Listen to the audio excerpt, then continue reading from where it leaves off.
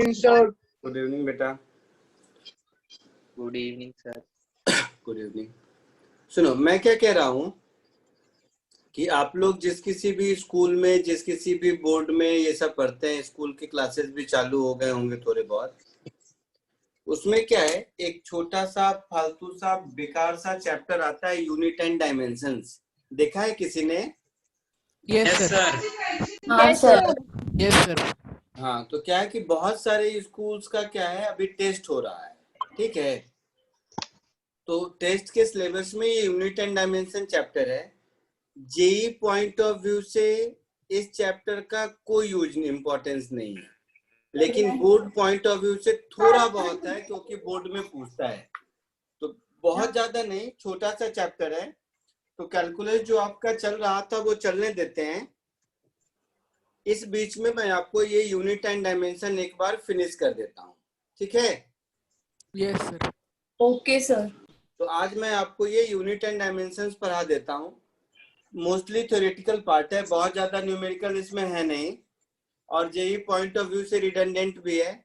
But हाँ, fundamental चीजें हैं, स्कूल में पूछता है तो थोड़ा पहले मैं सोचता हूँ इसको पढ़ा दो। सर इसको यूनिट्स एंड मेजरमेंट्स भी बोलते हैं क्या? हाँ हाँ, सर जेडब्ल्यू में डायमेंशंस पूछते हैं ना सर? नहीं पूछता है, ठीक है। तो जो आपका काइनेमेटिक्स चल रहा था, वो काइनेमेटिक्स हम लोग ये यूनिट डायमेंशन खत्म करने के बाद दोबारा टेकअप कर लेंगे। ये इसीलिए क्योंकि आरटीपीएस का कोई बच्चा है तुम लोगों में? Yes sir. देखो, तुम लोगों के स्कूल में शायद टेस्ट है। हाँ सर, Yes, 3 sir. तारीख से। तो बहुत सारे स्कूल्स में, एस पे में है, पी में भी है, बहुत सारे स्कूल में यूनिट डायमेंशन है। स्कूल वालों ने तो क्या ही पढ़ाया होगा, मुझे पता है। तो थोड़ा बहुत मैं सोचता हूँ कि आपको पढ़ा ही दो, ठीक है? Yes sir. चलिए, यस सर। तो सबसे पहले स्टार्ट करते हैं फिजिकल क्वांटिटी से। फिजिकल क्वांटिटी क्या होता है? The quantities which can be measured. The quantity that can be measured. लिखना मत तुम लोग, मैं आपको क्लास के बाद नोट्स दे दूंगा, ठीक है? Okay sir. लिखना नहीं है, सिर्फ देखते चलो। मैं आपको सर सीबीएसई बोर्ड में भी है ये? हाँ, सारे बोर्ड में है बेटा, सीबीएसई, आईसीएसई, एसएससी, सारे बोर्ड में। हर बोर्ड का पहला चैप्टर यही होता है। सर नोट डाउन करने की जरूरत sir. है? नहीं, नोट डाउन आप घर में कीजिएगा, मैं अभी आपको इसका नोट्स दे दूंगा क्लास के बाद, तब नोट डाउन कीजिएगा। अभी मत कीजिए, नहीं तो जबरदस्ती लिखने में बहुत टाइम जाएगा। Okay sir. ठीक है, समझ गए साहब? Yes sir. Yes sir. Yes sir. तो सबसे पहले फिजिकल क्वांटिटी, आप लोग सब जानते हो, physical quantity is the quantity which can be measured. ऐसा कुछ है, बट ये मेजर Yes. करते क्यों हैं?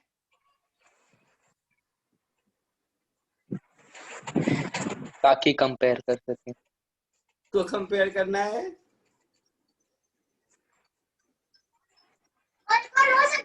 सर हमारे यूज के लिए ही मेजर करें। अच्छा, ठीक है, जो भी है। तो ये एक फिजिकल क्वांटिटी का डेफिनेशन है, the quantity which can be measured by a instrument और by means we can describe law of physics. मतलब फिजिक्स के जितने फंडामेंटल थ्योरी हैं, उनको डिफाइन करने के लिए इस तरह के फिजिकल क्वांटिटी की जरूरत होती है, ठीक है? तो यहाँ पर दो अंडरलाइनिंग फैक्ट है। एक, विच कैन बी मेजर्ड, जो सबको आता है, बाय मीन्स ऑफ इंस्ट्रूमेंट सबको आता है, and by means of which can be described by law of physics. इसका मतलब क्या हुआ, समझो। जैसे मान लो F is equal to ma होता है, यस सर। होता है ना? अब मान लो मैं किसी भी तरह मास को मेजर कर लूं, मैं एक्सेलरेशन को मेजर कर लूं, तो फिजिक्स का ये वाला लॉ लगा के फोर्स भी मेजर हो गया। Yes sir. Yes sir. So this force is also a physical quantity, whether it is being measured by instrument or by using laws of physics, वो physical quantity आएगा ही आएगा। तो ये समझ में आया by laws of physics का क्या मतलब है? Yes sir. यस। ये जो फिजिकल क्वांटिटी होते हैं, ये फिजिकल क्वांटिटी ब्रॉडली 3 टाइप के होते हैं। एक को हम लोग कहते हैं फंडामेंटल फिजिकल क्वांटिटी, दूसरे को हम लोग कहते हैं डिराइव्ड फिजिकल क्वांटिटी, और तीसरे को हम लोग कहते हैं सप्लीमेंट्री फिजिकल क्वांटिटी। बिल्कुल मत लिखना, ध्यान से समझो पहले कि इसका मतलब क्या है।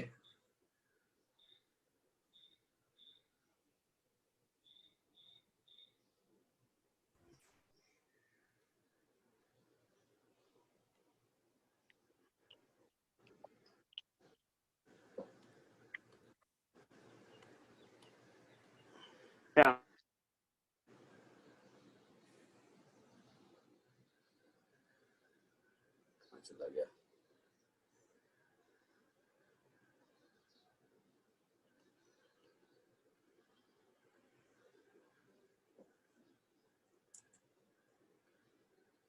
बहुत पेन है।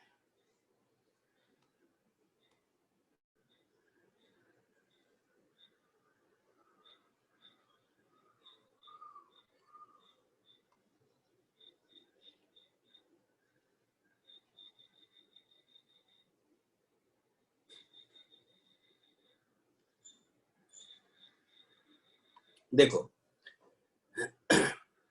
फंडामेंटल फिजिकल क्वांटिटी का मतलब क्या है, पहले मैं आपको मतलब समझाता हूं। डेफिनेशन तो बता दूंगा, बट फंडामेंटल फिजिकल क्वांटिटी का मतलब समझो। जैसे speed is distance upon time, है ना? Yes sir. Yes, sir. Yes, sir. Just example दे रहा हूं। तो speed is distance upon time अगर है, तो इसमें से कोई दो पता हो तो तीसरा निकाल सकते हैं। Yes sir. जी sir. Yes, sir. Yes, sir. Yes, sir. Yes sir.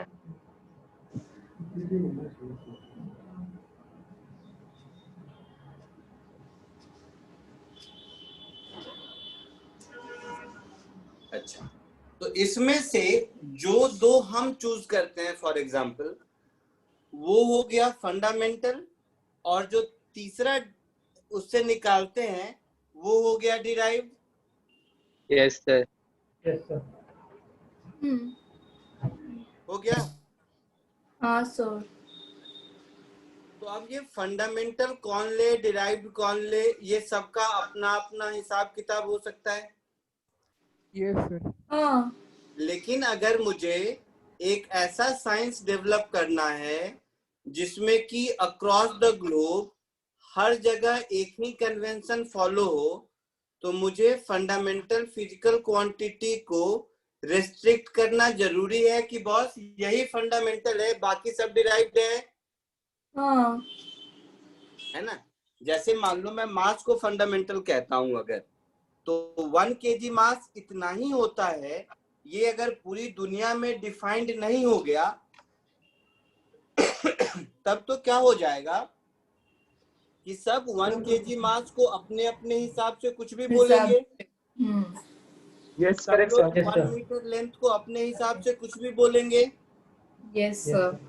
अच्छा, देखो तुम लोग घर में या बाहर सब सुनते होगे कि सन से अर्थ तक का डिस्टेंस, सन से अर्थ तक का डिस्टेंस ये रामायण में लिख दिया था पहले, या किसी ने कुछ कह दिया था, एटम को हमारा कोई ऋषि मुनि पहले खोज लिया था। ये सब कहानी सुनते रहते हैं ना हम लोग।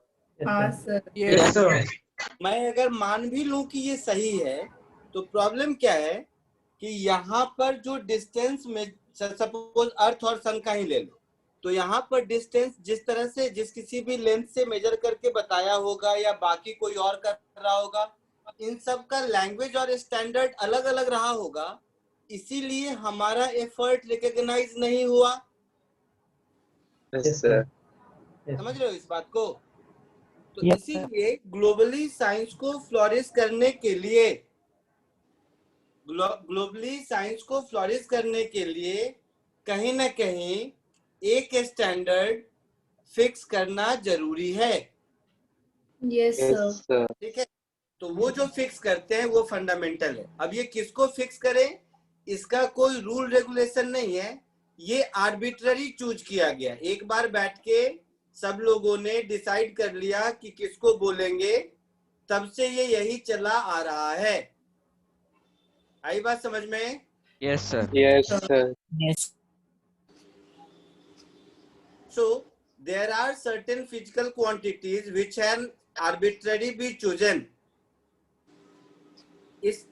इसको हम लोग, वो एक general conference of weight measure हुआ था, इसको हम लोग फंडामेंटल फिजिकल क्वांटिटी या एब्सोल्यूट फिजिकल क्वांटिटी या बेस फिजिकल क्वांटिटी ऐसा कुछ कहते हैं।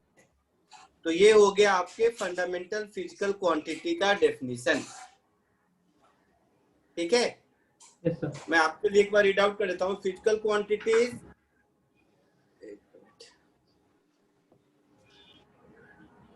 physical quantities have been chosen arbitrarily and their units are used for expressing all other physical quantities are known as fundamental, absolute or base quantities. Clear है? Yes, sir. बाकी जितने quantity होते हैं ये सब इसी से एक्सप्रेस किए जाते हैं, इसीलिए इसको फंडामेंटल कहते हैं। Yes, sir. है ना? हाँ सर। ठीक है, तो ये फंडामेंटल फिजिकल क्वांटिटी फिक्स्ड है, इतने ही होते हैं, न कम न ज्यादा। सो a total there are 7 fundamental physical quantity has been decided कि इसको हम लोग फंडामेंटल बोलेंगे और बाकी जितने फिजिकल क्वांटिटी है उसको इसी से मेजर करेंगे। तो ये जो सेट ऑफ 7 फिजिकल क्वांटिटी है ये फिक्स है, इसको आप चेंज नहीं कर सकते, ये आपको याद करना है। क्वेश्चन पूछेगा तो बस यही 7 होता है, न एक भी कम न एक भी ज्यादा। Yes, sir. तो ये सेट ऑफ 7 फिजिकल क्वांटिटी है, इसमें कोई कम या ज्यादा नहीं, यही फंडामेंटल फिजिकल क्वांटिटी है। Okay, sir. इसमें ना आप अपने मन से कुछ ऐड कर सकते हैं ना अपने मन से कुछ सब्ट्रैक्ट कर सकते हैं। ठीक है? Yes, sir. Length, mass, time, electric current, thermodynamic temperature, amount of substance, luminous intensity. ठीक है? अच्छा, Yes, sir. इसके अलावा बाकी जितने फिजिकल क्वांटिटी हैं वो सब इसी से डिराइव होते हैं। इसी से डिराइव होते हैं मतलब कि एक सेकेंड, उनको हम इसी के बेसिस पर कैलकुलेट कर सकते हैं। जैसे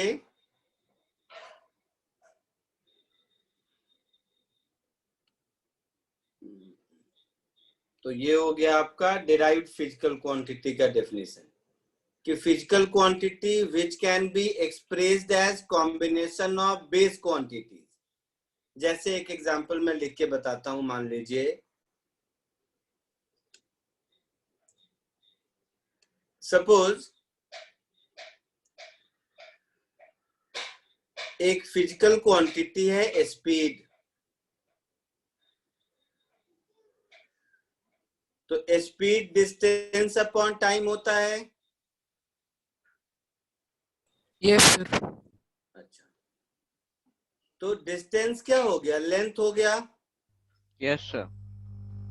लेंथ देखिए फंडामेंटल है। Yes, sir. और दूसरा टाइम हो गया। तो लेंथ और टाइम इन दोनों फिजिकल क्वांटिटी से हम स्पीड में बता सकते हैं। तो Yes, ये sir. स्पीड मेरा हो गया डिराइव्ड, है ना? Yes, sir. आया समझ में? Yes, sir. Yes, sir. दूसरा एग्जांपल मान लो, जैसे एक और देता हूं, डेंसिटी है। तो डेंसिटी होता है मास अपॉन वॉल्यूम। तो वॉल्यूम के लिए लेंथ चाहिए, तो यहां पर मैं, अगर मुझे मास और लेंथ ये दो बातें पता है तो हम डेंसिटी बता सकते हैं। Yes, sir. तो ये हो गया डिराइव्ड फिजिकल क्वांटिटी। समझ आया? Yes, sir. Yes, sir. तो अभी तक जितना फिजिकल Yes, क्वांटिटी आपने देखा,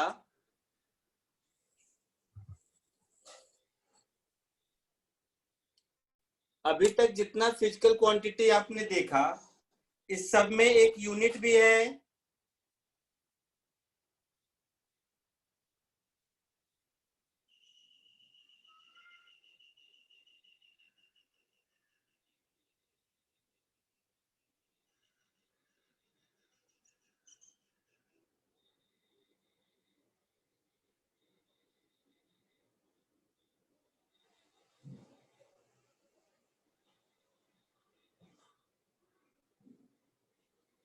है ना? हाँ सर। लेकिन कुछ क्वांटिटी ऐसे होते हैं जिसका कि फिजिकल क्वांटिटी तो है बट यूनिट नहीं होता है। सॉरी, मतलब यूनिट तो असाइन कर दिया जाता है लेकिन वो असाइंड यूनिट है। मतलब जैसे एग्जांपल मैं बताता हूँ, मैं यूं कहूँ तो उसका कोई डायमेंशन नहीं होता है। डायमेंशन क्या होता है उस पर 2 मिनट में आते हैं। तो उसको हम लोग सप्लीमेंट्री फिजिकल क्वांटिटी कहते हैं। कहीं कहीं किसी किसी बुक में सप्लीमेंट्री फिजिकल क्वांटिटी को भी फंडामेंटल फिजिकल क्वांटिटी में ही लोग ऐड कर देते हैं। लेकिन इसमें एक डिफरेंस ये है कि ये जो सप्लीमेंट्री फिजिकल क्वांटिटी होती है उसका कोई डायमेंशन नहीं होता है। डायमेंशन नहीं होने का मतलब ये है, अभी बता देता हूं क्या है डायमेंशन नहीं होने का मतलब। यूनिट उसको असाइन किया जाता है, होता नहीं है जैसे। और ये वैल्यू 2 ही है, न 2 से कम न 2 से ज्यादा। ये सप्लीमेंट्री जैसे फंडामेंटल फिजिकल क्वांटिटी का नंबर फिक्स है 7, वैसे ही सप्लीमेंट्री फिजिकल क्वांटिटी का नंबर फिक्स्ड है, ये 2 ही होता है ना? बट डिराइव्ड फिजिकल क्वांटिटी का नंबर फिक्स नहीं है, ये कितना भी हो सकता है। Yes, sir. आई बात समझ में? Yes, sir. तो जैसे मैं आपको एक बार पहले ही बताया होऊंगा, फिर एक बार एंगल का डेफिनेशन बताता हूं तो आपको समझ में आएगा कि डिराइव्ड फिजिकल क्वांटिटी का मतलब क्या हो गया। एंगल मतलब प्लेन एंगल की बात कर रहा हूं। क्लास 6-7 में जब पहली बार आप एंगल पढ़े होंगे तो कुछ ऐसा था।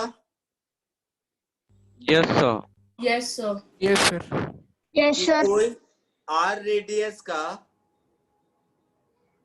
ऑब्जेक्ट अगर ये आर्क लेंथ एल फॉलो करता है तो ये जो एल और आर का रेशियो है वही एंगल होता है।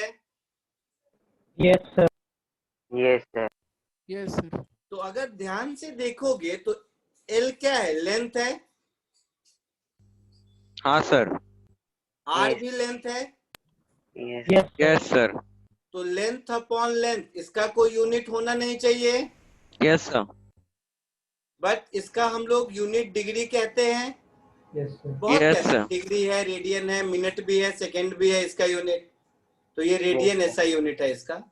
तो इसको आपको समझ में आता होगा कि फंडामेंटली देखने में लगता है कि इसका कोई यूनिट नहीं है, बट यूनिट हमने इसको दिया है क्योंकि हाँ। आगे फिजिक्स को डिफाइन करने में आसानी हो।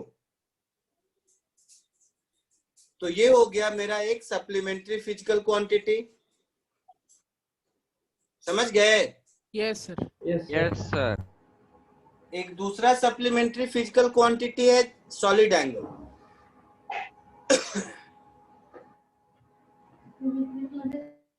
सॉलिड एंगल जैसे ये एंगल डिफाइन हुआ वैसे ही सॉलिड एंगल भी डिफाइंड होता है। मालूम है किसी को, या मैंने पहले कभी बताया है क्या? नहीं sir. No, No, sir. sir. No sir. Year में होता है। सॉलिड एंगल का मतलब होता है कि तुमने आइसक्रीम का कोन देखा है? Yes, sir. हाँ सर। तो ये जो आपका कोन वाला आइसक्रीम होता है, ये जो आपका कोन वाला आइसक्रीम होता है वो कुछ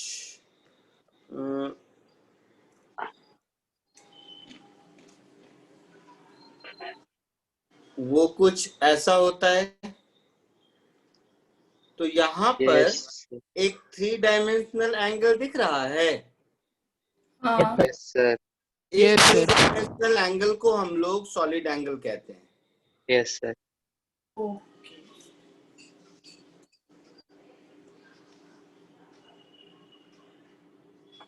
तो जैसे प्लेन एंगल का डेफिनेशन है theta is equal to L by R, वैसे ही सॉलिड एंगल का डेफिनेशन है, ये जो सरफेस एरिया ए है जो कोन के टॉपिंग का, this area upon R square, इसको हम लोग सॉलिड एंगल कहते हैं।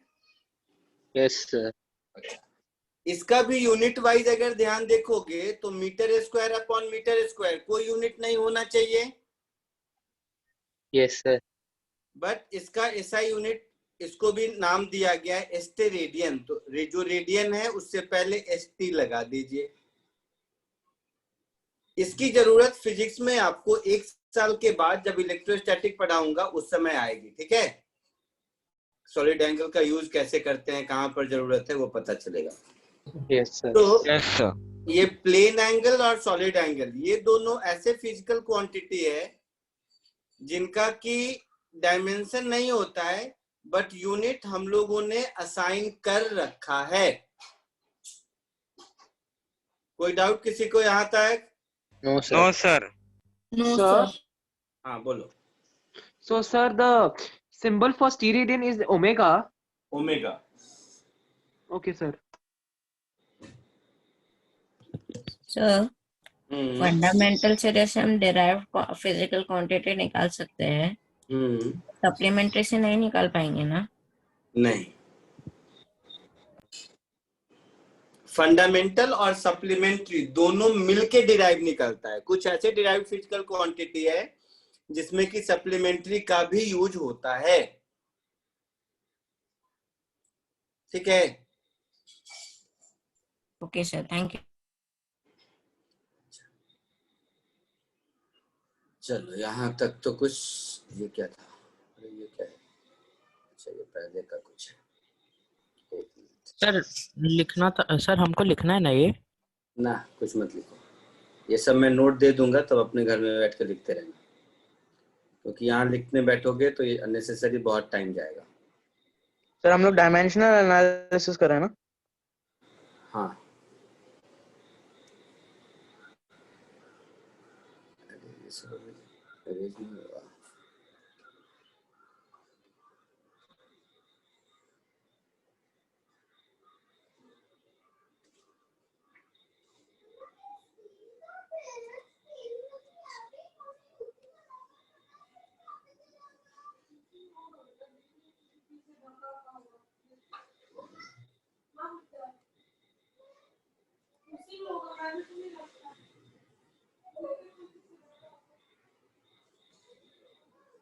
और बचा है, वो पुराना नोट ओवरराइट हो रहा है और कुछ नहीं।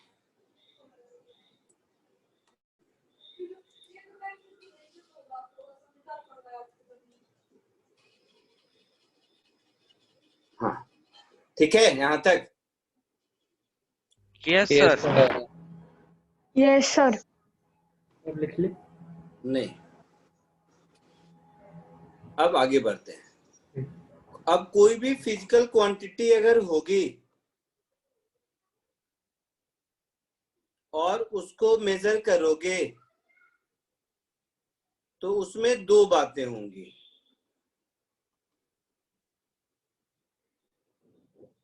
एक, उसका कुछ मैग्नीट्यूड होगा, और दूसरा उसका कुछ यूनिट ऑफ मेजरमेंट होगा। जैसे अगर मैं लिखूं mass is equal to 10 kg, तो यहां पर ये kg क्या हो गया? यूनिट यूनिट हो गया। और 10 क्या हो गया? मैग्नीट्यूड या न्यूमेरिकल वैल्यू, ऐसा कुछ बोल सकते हैं। अगर यूनिट ऑफ मेजरमेंट चेंज होगा तो न्यूमेरिकल वैल्यू भी चेंज होता जाएगा जैसे 10 kg को अगर ग्राम में करेंगे तो 10,000 ग्राम करेंगे। Yes, sir. ये तो कॉमन सेंस है, समझ आ रहा है? Yes. Yes, sir. बहुत सारे यूनिट ऑफ मेजरमेंट होते हैं, वो सब मैं नहीं पढ़ाऊंगा, मुझे वो सब आता नहीं। वो CGS, FPS, MKS ये सब सुन चुके होगे तुम लोग बहुत। Yes, sir. Yes, sir. Yes, वो sir. सब- अरे वाह, बहुत बढ़िया। Yes, sir. Yes, sir. वो सब तुम लोगों को मेरे से बेहतर आता है, इसीलिए मैं नहीं पढ़ाता हूँ किसी को, ठीक है? तो वो आप लोग पढ़ लीजिएगा। हाँ, अब ये जो 7 फंडामेंटल यूनिट्स हैं और 2 सप्लीमेंट्री यूनिट हैं, इन सब के डेफिनेशन एकदम प्रॉपरली वेल डिफाइंड है, जो कि शुरू में जब साइंटिस्ट लोगों ने इस सब को यूनिट बनाया था तो उस समय प्रिसाइजली डिफाइन किया था कि इसी को 1 यूनिट ऑफ मास कहते हैं, इसी को 1 यूनिट ऑफ लेंथ कहते हैं, इसी को 1 यूनिट ऑफ टाइम कहते हैं। तो वो जो डेफिनेशन है उसमें कोई भी हम लोगों में से कुछ चेंज नहीं कर सकता है, ठीक है? Yes, sir. तो बोर्ड में जैसा मैंने कहा, जेई पॉइंट ऑफ व्यू से हम लोगों को बहुत ज्यादा इस चैप्टर में, क्योंकि रखने वाला काम है, जरूरत नहीं है, लेकिन बोर्ड में आपके स्कूल के टेस्ट में थोड़ा बहुत पूछ सकता है, इसीलिए जानना जरूरी है कि 1 मीटर ऑफ लेंथ किसको कहते हैं, 1 kg ऑफ मास किसको कहते हैं, 1 सेकेंड ऑफ टाइम किसको कहते हैं, और इस पूरे में कोई चेंज नहीं कर सकता है। इसको बोलते हैं conference of weight and measure में। ये बहुत पहले ये सब वेल डिफाइंड है, इसमें कोई क्यों कैसे नहीं, एक बार बैठ के डिसाइड कर लिया गया कि इतने को ही 1 kg बोलेंगे तो उतने को ही बोलेंगे, उसमें कोई क्यों कैसे हो ही नहीं सकता, ठीक है? तो वो जो डेफिनेशन है जितने फिजिकल क्वांटिटी का, वो जो गवर्नमेंट का एकदम रेगुलेशन है, इसमें कोई कुछ नहीं कर सकते, जो department of science and technology का रेगुलेशन है, उसके हिसाब से जो 1 यूनिट फंडामेंटल फिजिकल क्वांटिटी का डेफिनेशन है, वो मैं आपको यहाँ पे लिख दे रहा हूँ। तो जैसा मैंने कहा कि टोटल 7 फिजिकल क्वांटिटी हैं। सबसे पहला लेंथ, थोड़ा समझा भी दूंगा मैं, दूसरा मास, तीसरा टाइम, चौथा electric current, 5th temperature, 6th amount of substance and 7th luminous intensity. अब ये जो लेंथ का SI यूनिट मीटर है, सिंबल M, इसमें 1 मीटर ऑफ लेंथ कहते किसको है? तो मान लो पहले क्या था, जस्ट मैं ऐसे ही बताता हूँ। शुरू में, ये भी टाइम के साथ बहुत चेंज हुआ है, शुरू में एक प्लेटिनम इरेडियम का रॉड था जिसको एज ए स्टैंडर्ड फ्रांस की लेबोरेटरी में रखा गया था और कहा था कि ये जो लेंथ है इसी को 1 मीटर कहते हैं। लेकिन 50 year 60 year down the line देखा गया कि उसमें भी इरोजन होता है, तो क्या हो गया, उसके हिसाब से तो फिर 1 मीटर चेंज होता जाएगा। Yes, sir. इसका मतलब है कि उसको मुझे बाद में रीडिफाइन करना पड़ेगा। तो फाइनली ये जो नया वाला 1 मीटर लेंथ रीडिफाइंड है वो ये है कि लेंथ ऑफ, ये आपको याद रखना होगा बोर्ड के पॉइंट ऑफ व्यू से, length of path travelled by light in vacuum during a time interval of 1/, ये इतनी बड़ी क्वांटिटी, ये रटना नहीं है, ये सब इतनी बड़ी क्वांटिटी कोई नहीं पूछेगा। इसको 1 मीटर का लेंथ कहते हैं, जो कि अपडेट हुआ था 1983 में। मोटा मोटा आपको ये जानना है कि लेंथ का यूनिट का स्पीड ऑफ लाइट से लेना देना है, ये सब वैल्यू रखने का कोई मीनिंग नहीं है, समझ गए? Yes, sir. Yes, sir. वैसे ही 1989 में वो जो मैंने कहा था कि प्लेटिनम इरिडियम का एलॉय सिलेंडर है जो फ्रांस के लेबोरेटरी में रखा हुआ है, पेरिस फ्रांस लिखा हुआ है, उसी को 1 किलोग्राम कहते हैं। कुछ नहीं मालूम, इसका कुछ नहीं कर सकते आप, समझ रहे हैं? उसी तरह टाइम क्या है, तो यहाँ पर लिखा नहीं है, एक एटॉमिक क्लॉक होता है जिसको सीजियम क्लॉक बोलते हैं, मतलब ये एटॉमिक क्लॉक है। तो वो जो सीजियम का एटॉमिक क्लॉक होता है, उस एटॉमिक क्लॉक का जो पेंडुलम है, वो पेंडुलम के टाइम पीरियड पे बेस्ड 1 सेकेंड का डेफिनेशन बनाया गया है। उसमें भी ये पर्टिकुलर वैल्यू मुझे इतना याद रखने की जरूरत नहीं है, केवल इतना याद है कि टाइम का डेफिनेशन है समथिंग सीरियम क्लॉक मोर देन सफिशिएंट। ठीक है। Yes sir. वैसे ही इलेक्ट्रिक करंट, तो इलेक्ट्रिक करंट में क्या है, ये अभी आप पढ़े नहीं है, मैग्नेटिज्म पढ़ लेंगे तो इसकी प्रॉपर थ्योरी समझ में आएगी। होता क्या है, जब भी कोई दो पैरेलल करंट कैरिंग कंडक्टर को एक दूसरे के आसपास रखते हैं तो दोनों एक दूसरे के मैग्नेटिक फील्ड में एक दूसरे पर फोर्स लगाता है। तो करंट का डायरेक्शन अगर पैरेलल है तो फोर्स इसका अट्रैक्टिव होता है, और एंटी पैरेलल है तो रिपल्सिव होता है। तो उस केस में force per unit length calculate करते हैं। तो ये कहा कि इसका डेफिनेशन ये रखा है कि कितना करंट हम दोनों वायर में फ्लो करें, कि दोनों को अगर मैं 1 मीटर के डिस्टेंस पे रखा हूं तो force per unit length 2 × 10⁻⁷ Newton हो, तो उसके लिए जो करंट चाहिए वही करंट मेरा 1 एम्पियर है। ठीक है। ये 1948 में अपडेट किया गया है। क्लियर है? Yes sir. Yes sir. Yes sir. Sir boards में Temperature- हमको ये वर्ड टू वर्ड रट्टा मारना है। नहीं, मुझे नहीं लगता है कि वर्ड टू वर्ड पूछेगा। हाँ, ये जरूर पूछेगा कि time period is 1 second time has been defined on the basis of, 2-4 option रहेगा तो याद रखना होगा कि सीजीएम के एटॉमिक क्लॉक के हिसाब से डिफाइन किया गया है। ओके। और सर तो सर एक चीज पूछना था। हाँ, पूछिए। आप प्रोजेक्टाइल आज नहीं पढ़ा रहे हो ना? नहीं, आज तो यही पढ़ा रहा हूँ ना। ओके सर, बस उतना ही पूछना कहाँ था। था? शुरू में नहीं था क्या? गायब था सर कब? शुरू में लेक्चर स्टार्टिंग के समय। वो मेरा जूम क्रैश होने लग गया है ये नए ओके। लैपटॉप पे। कोई नहीं, ठीक है। हाँ, आज यूनिट मेजरमेंट पर आ रहा हूँ क्योंकि स्कूल में पूछता है। ठीक वैसे ही टेम्परेचर का ऐसा यूनिट केल्विन है। 1 unit of temperature is 1/273.16 thermodynamic temperature of triple point of water. जो केमिस्ट्री में मोल कॉन्सेप्ट पढ़ते हो उसमें जो 1 मोल है वही अमाउंट ऑफ सब्सटेंस है। तुम लोगों को मालूम होगा 12 ग्राम कार्बन का इसका स्टैंडर्ड लिया गया है, वो 1 मोल है। Yes sir. ठीक है। Yes sir. ल्यूमिनस इंटेंसिटी, ये वर्ड आपके लिए थोड़ा सा नया है, तो मैं जस्ट आपको समझाता हूं ऐसे कि जैसे घर में मान लो तुम्हारा 60 वॉट का बल्ब है। ठीक है। Yes sir. तो जो 60 वॉट का बल्ब है वो 60 वॉट का बल्ब 60 जूल पर सेकेंड एनर्जी रेडिएट करता होगा। Yes sir. Yes sir. तो और वो energy I mean 3 dimensional angle में हर जगह करता होगा। Yes sir. यस सर तो पहले तो ल्यूमिनस इंटेंसिटी कहते किसको है वो बताता हूँ। तो सपोज 3 जो भी मैंने एग्जांपल दिया, 60 वॉट का बल्ब का कुछ सरफेस एरिया होगा, तो energy radiated per unit time per unit solid angle per unit area, उसको हम लोग ल्यूमिनस इंटेंसिटी बोलते हैं।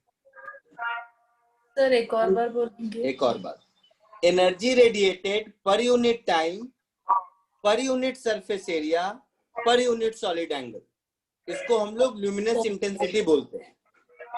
ओके। ठीक है। तो ये जो ल्यूमिनस इंटेंसिटी है उसका यूनिट दैट इज 1 कैंडेला कब बोलेंगे, तो उसका ये डेफिनेशन जो भी है कि 1/683 वॉट पर स्टेरेडियन। मैंने कहा था ना 60 वॉट का अगर बल्ब है पर स्टेरेडियन मतलब पर यूनिट सॉलिड एंगल, सॉलिड एक सोर्स ऑफ लाइट से 3 डायमेंशनली हर जगह निकलेगा लाइट। Yes sir. ठीक है। तो ये हो गया आपका ल्यूमिनस इंटेंसिटी का डेफिनेशन। इसमें कोई छेड़छाड़ कोई भी नहीं कर सकता है, जो जैसा है वैसा है। कोई दिक्कत नहीं सर। नहीं सर। इसके अलावा रेडियन और स्टेरेडियन ये तो मैं आपको बता चुका हूँ। Yes sir. Yes sir. Yes sir. इसके बाद जो आता है वो ये है कि मीटर को सेंटीमीटर में कन्वर्ट करना, फीट में कन्वर्ट करना, ये सब मुझे नहीं आता है, आपको मेरे से बेहतर आता होगा, है ना?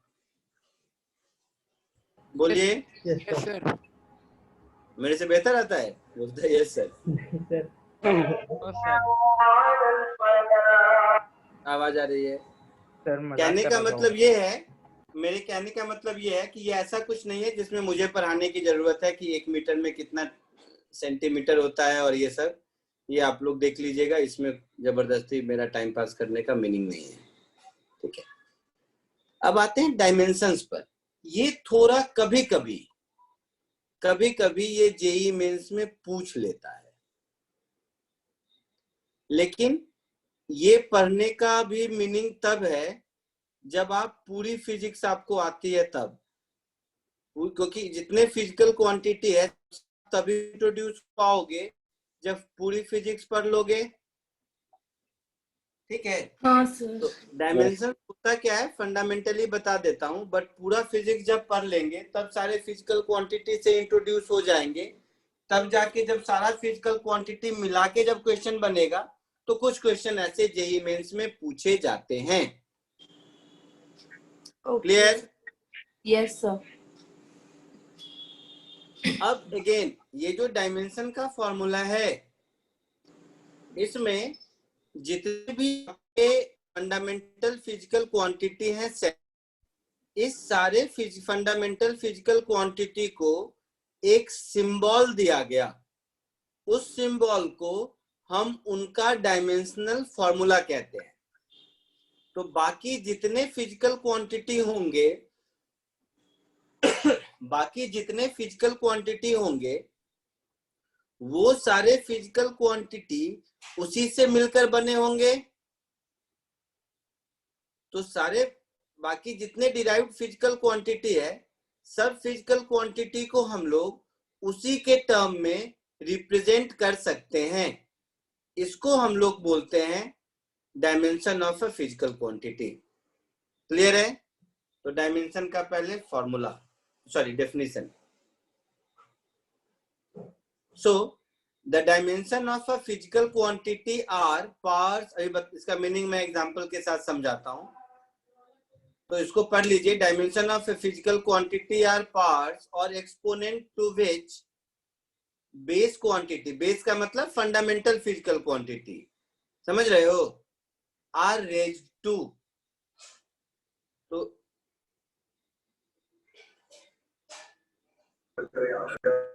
तो ये जो पहले मैं क्लैरिटी से बता दूं, ये जो लिखा है ना, कहां चला गया बेस, हाँ, ये जो बेस लिखा है बेस क्वांटिटीज का मतलब वही है फंडामेंटल फिजिकल क्वांटिटीज।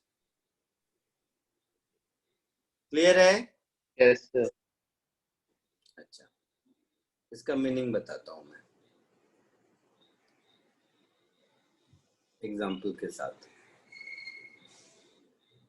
तो जितने भी फंडामेंटल फिजिकल क्वांटिटी हैं, सारे फंडामेंटल फिजिकल क्वांटिटी का डायमेंशनल फॉर्मूला फिक्स है। फिक्स है मतलब ऐसा है, उसको स्क्वायर ब्रैकेट में लिखते हैं और ये ऐसा है।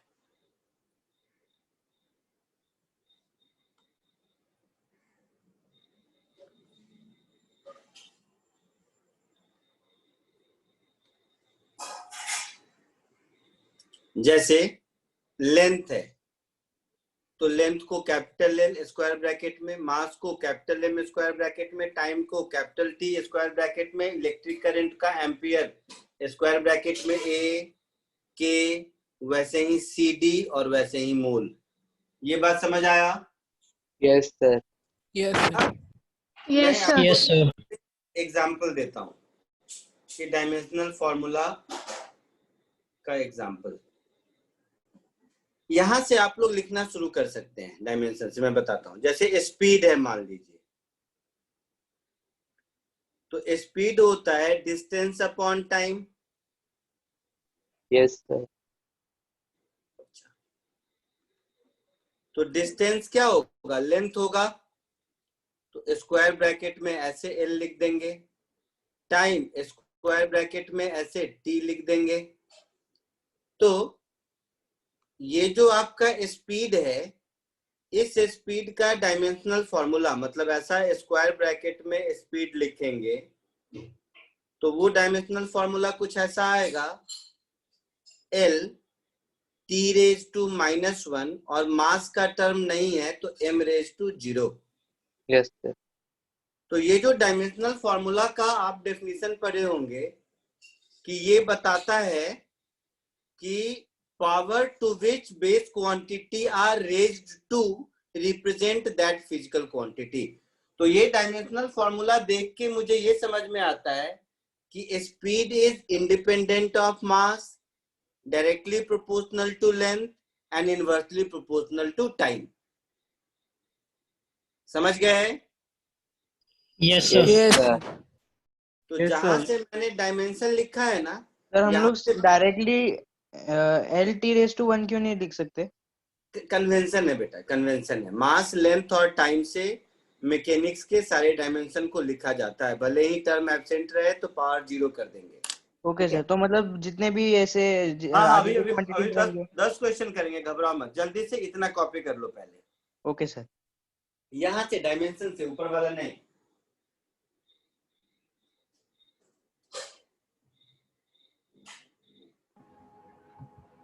सर डायमेंशन का डेफिनेशन भी कॉपी करें। कहाँ गए?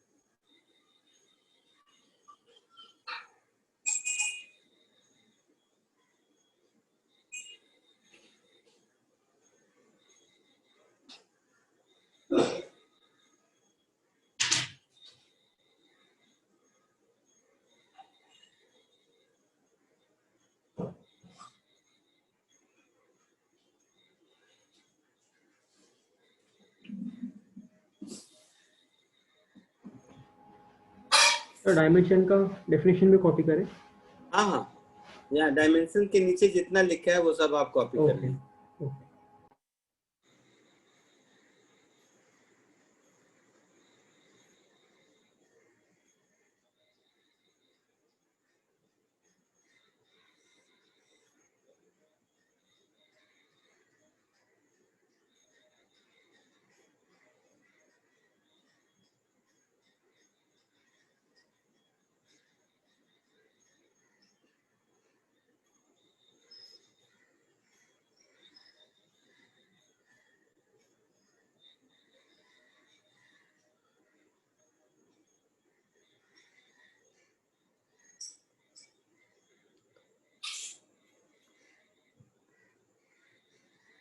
और कॉपी करने के बाद मैं कुछ फिजिकल क्वांटिटी दे रहा हूँ 8-10, इसके डायमेंशनल फॉर्मूला लिखिए खुद से।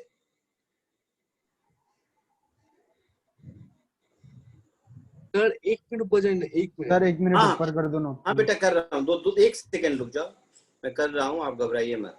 Okay sir. 1 सेकंड मुझे टाइम दीजिए। First area, second volume, third velocity, fourth momentum, fifth acceleration, sixth force, 7 impulse, 8 work, 9 energy, 10 potential energy, 11 power. इसके बाद ये जो 11 फिजिकल क्वांटिटी मैंने दिया है, इसका डायमेंशनल फॉर्मूला खुद से लिखिए, ठीक है? Yes, sir. तो ये कॉपी करने के बाद ये लिख लीजिए। और ऊपर जाने की जरूरत है? नहीं सर। No sir, no sir. Excuse me sir. या सर फॉर एग्जांपल अभी काइनेटिक एनर्जी पूछा है और उसका फॉर्मूला ½ mv² है, तो ये हाफ का क्या करेंगे फिर हम? m और v कांस्टेंट का कोई डायमेंशन नहीं होता बेटा। अच्छा हाँ सर, ठीक है।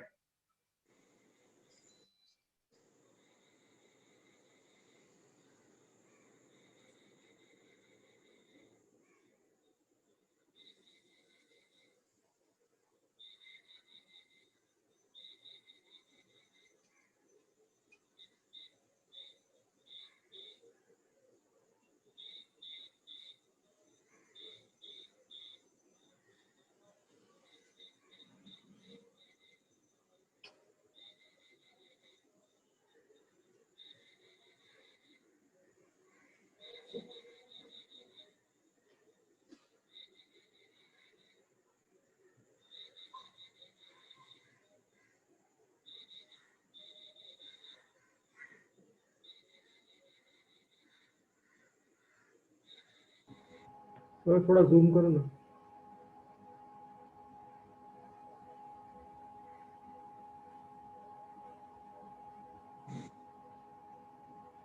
Thank you sir.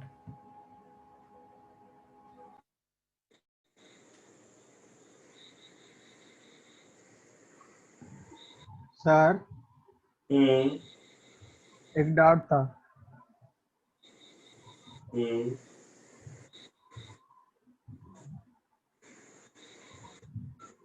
बोलो बोलो। लुमिनस इंटेंसिटी एक बार फिर से समझाओ ना। जरूरत नहीं है आपको अभी, अब आपको जरूरत नहीं है, अभी वो आएगा 1 साल के बाद। Okay.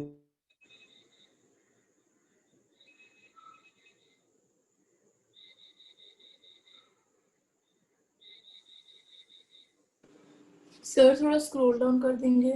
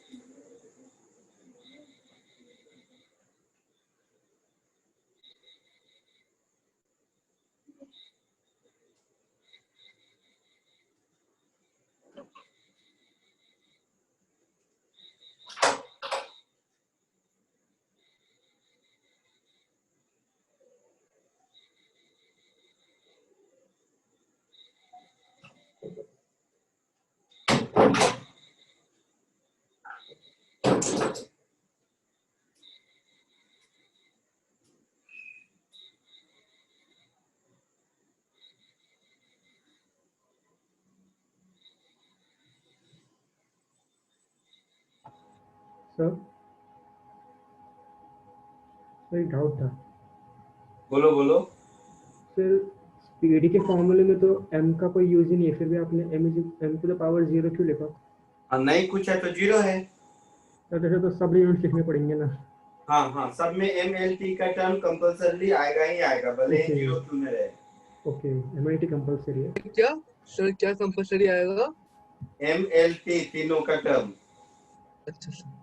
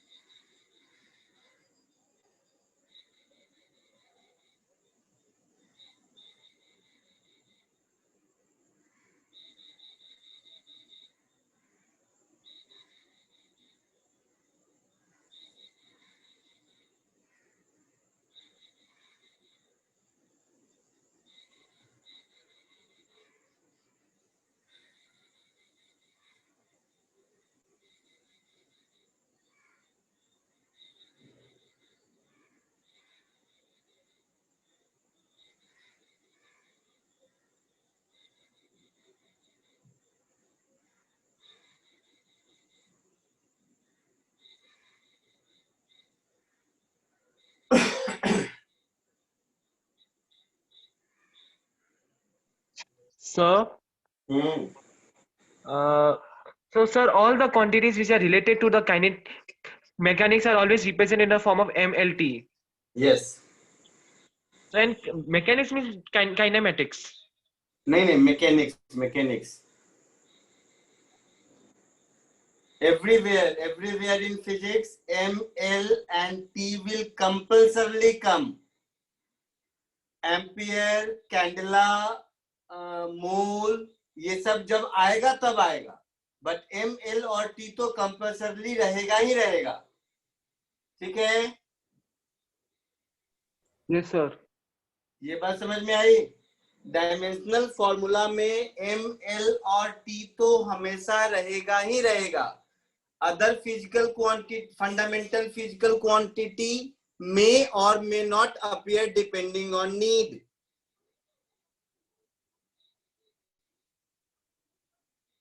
Clear? Yes sir. Sir momentum का फॉर्मूला क्या था, भूल गया। मुझे नहीं आता, मैं नहीं बताने वाला सर। मास इनटू वेलोसिटी। मास इनटू वेलोसिटी मैं भी सीख गया।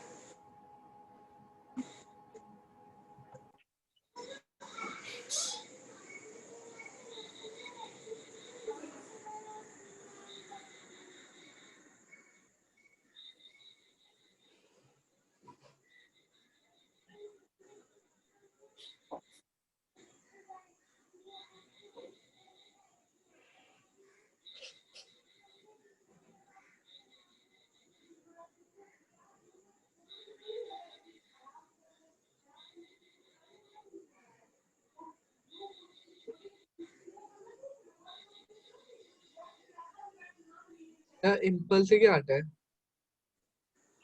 Force into time is impulse.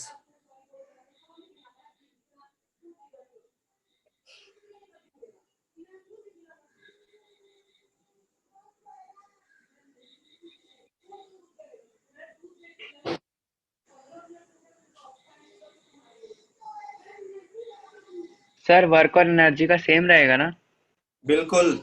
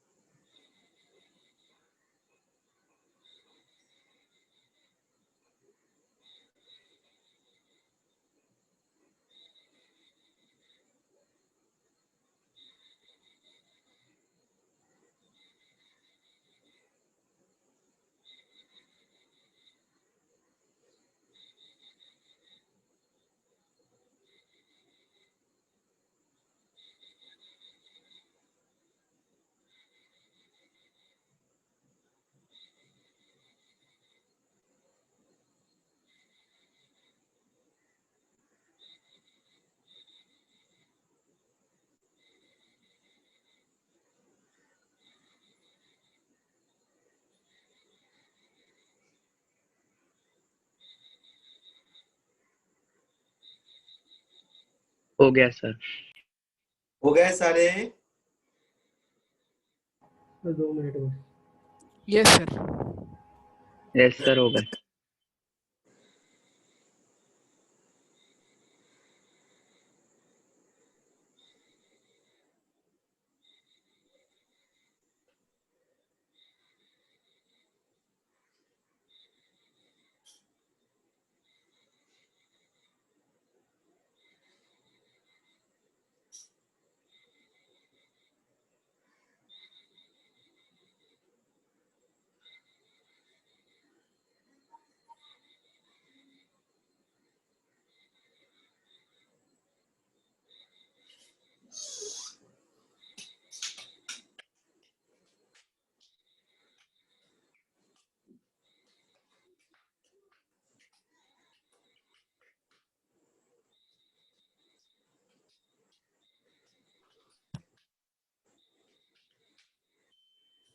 हो गया? चलिए देखिए इधर, फटाक से एक बार सब मिला लीजिए आंसर। मैं फटाक से लिखने की कोशिश करता हूँ। जैसे एरिया है, तो एरिया तो होगा मीटर स्क्वायर। Yes sir. किस कलर से लिखूं वही सोच रहा हूँ। इस कलर से एरिया होगा मीटर स्क्वायर, तो square bracket m0 L2 T0। Volume metre cube m0 L3 T0। Velocity distance upon time m0 L T⁻⁻1। Momentum is mass into velocity, तो ऊपर वाले में मास ऐड कर दो तो mLT-1 है ना। एक्सीलरेशन वेलोसिटी अपॉन टाइम, तो वेलोसिटी में टाइम से डिवाइड कर दो तो m0 L T⁻2 होगा। फोर्स मास इनटू एक्सीलरेशन, तो ये जो एक्सीलरेशन दिख रहा है इसमें मास ऐड कर दो तो mLT⁻2। Impulse force into time, तो फोर्स दिख रहा है उसमें टाइम ऐड कर दो तो T⁻1 हो गया। वर्क फोर्स इनटू डिस्प्लेसमेंट, तो फोर्स दिख रहा है उसमें L लगा दो तो mL2 T⁻2 वर्क हो गया। वर्क और एनर्जी एक ही यूनिट होता है। इवन पोटेंशियल एनर्जी वही यूनिट होगा, कोई भी एनर्जी हो दुनिया में, कोई भी एनर्जी हो दुनिया में, यूनिट तो है ना चेंज हो जाएगा। पावर क्या होता है? रेट ऑफ वर्क डन, तो वर्क डन को टाइम से डिवाइड कर दो mL² T⁻3। इस 11 में किसी को कोई दिक्कत है? No sir. No sir. सबका सब सही आया है? Yes sir. Yes sir. Yes sir. Very good, बहुत अच्छा। तो चलो अब थोड़ा आगे बढ़ते हैं।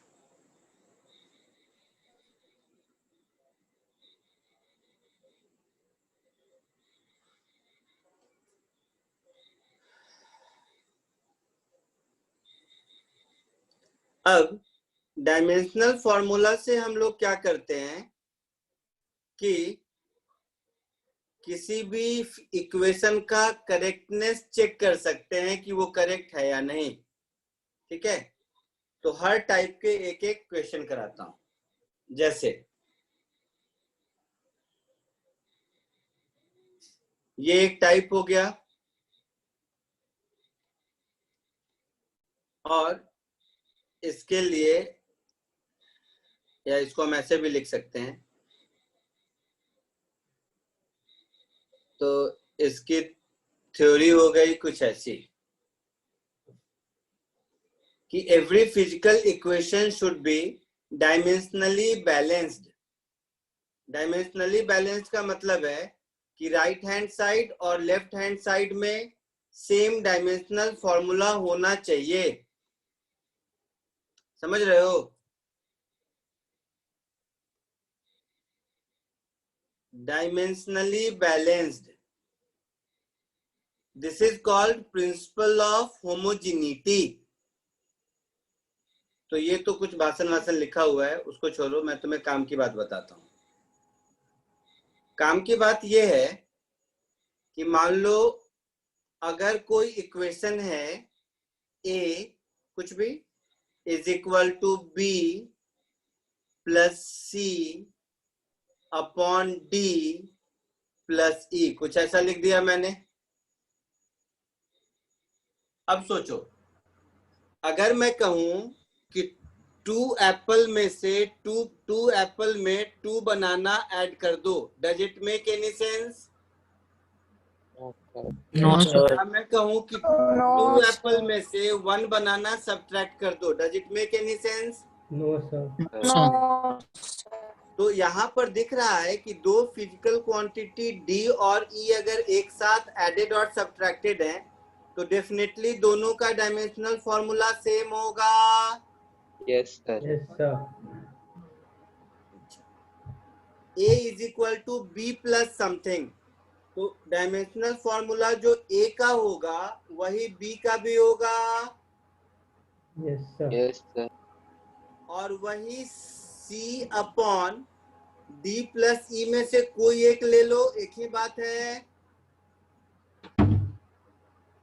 ना? Yes sir. इस कॉमन सेंस का नाम है law of dimensional homogeneity, yes sir. जो कि कॉमन सेंस है। सर और आप ये common- वापस समझा सकते हैं, मेरे को समझ में नहीं आया। क्या नहीं समझ आया? Sir law of dimensional homogeneity. हाँ, क्या नहीं समझ आया इसमें बताओ? मुझे वो नहीं समझ में आया कि आपने मेरे को वो पार्ट समझा कि सिंस डी प्लस ई हो रहा है तो मतलब डी और ई का यूनिट सेम है, पर अब वो क्यों कि आपने कि A is equal to B is equal to C upon D. जो A का यूनिट होगा वही B का भी होगा।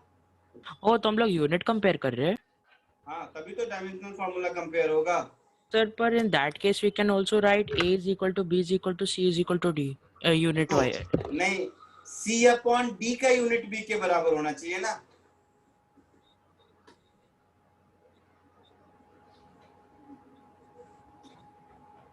सर कैसे, मैं समझा नहीं। गद्दार कहीं का। C upon D plus E, भाई साहब मैं ऐसे कह दूं velocity is equal to distance upon time, तो वेलोसिटी और डिस्टेंस का यूनिट और टाइम का यूनिट सेम होगा क्या? ओके ओके समझा सर। समझ गया पक्का? हाँ सर, वो C upon D is equal to B unit wise समझा मेरे को। गधा बोलने से जल्दी समझता है। गधा डेरिवेटिव वर्ड नहीं है, मालूम है ना? सर। हाँ सर। क्यों? Sir. Why the donkey is not a derogatory word at all? Sir वापस समझाऊं ना? आता ही नहीं मुझे, भूल गया मैं। Yes sir. क्योंकि डोंकी हार्ड वर्किंग होता है, तो अगर मैं गधा कहता हूं तो समझो तुम्हारी इज्जत कर रहा हूं। At least I am considering you as a hard working. चलो एनीवे, क्या नहीं समझा बोल भाई, कौन है? सर हम्म, जो आपने क्या बोलो मैंने? सी बाई डी प्लस ई से क्या निकलू, समझा नहीं मुझे। अरे मैं कोई इक्वेशन लिख दिया कि मान लो फिजिक्स का कोई इक्वेशन है, जैसे S is equal to UT plus half A T square है ना। चलो दूसरा तरीका, चलो ये नहीं बताता, दूसरा एग्जाम्पल, वो एग्जाम्पल बताता हूँ जो तुम लोग सुन चुके हो। चलो सपोज इक्वेशन है मेरे पास S is equal to U T plus half A T square, ये तो मालूम है? हाँ सर। बहुत बढ़िया। तो dimensional formula for S is equal to dimensional formula for U into dimensional formula for t, the same will be equal to half तो constant है, तो dimensional formula for a into dimensional formula for t का whole square। ये समझ आया? Each and every term of a physical equation will have same dimensional formula। ये समझ आया कि नहीं? तो सेम सर समझा। सेम कैसे हो रहा है लेकिन? सेम नहीं होगा तो मैं कहूंगा कि 5 एप्पल में से 2 बनाना सब्ट्रैक्ट करो। Does it make any sense? No sir. नहीं। तो ये u इंटू टी अगर एप्पल है तो ये भी एप्पल होगा, होगा, और ये दोनों मिलके भी फाइनली एप्पल ही बनेगा। Yes sir. ये कॉमन सेंस है, कोई फिजिक्स थोड़े ना। हाँ। समझा अब? हाँ सर। बधाई हो। Thank you sir. तो इस बात को समझते हुए एक क्वेश्चन चेक कीजिए कि ये इक्वेशन डायमेंशनली करेक्ट है या नहीं। तो पहले क्या कीजिए, पहले तो इसको कॉपी कर लीजिए। यहाँ से पहले इसको कॉपी कर लीजिए, उसके बाद क्वेश्चन देता हूँ। कहाँ से सर? यहाँ जहाँ से दिख रहा है, to check the dimensional correctness of a given physical equation.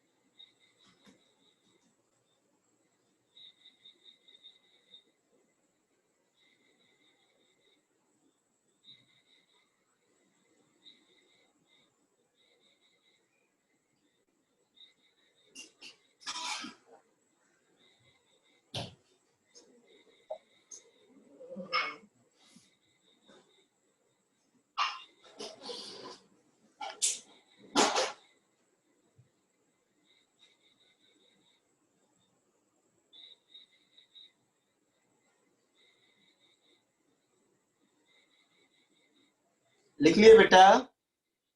नहीं सर। नहीं सर। जल्दी मिनट सर।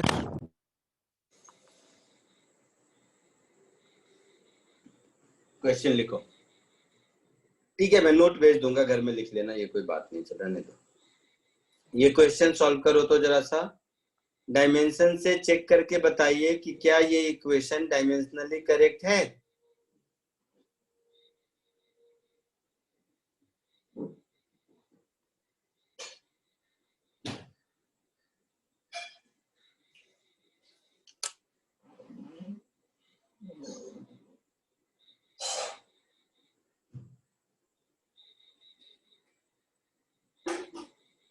आप एक सेकंड स्क्रॉल अप कर सकते हो, मैं इतना तो देख लूं कितना स्पेस छोड़ना है।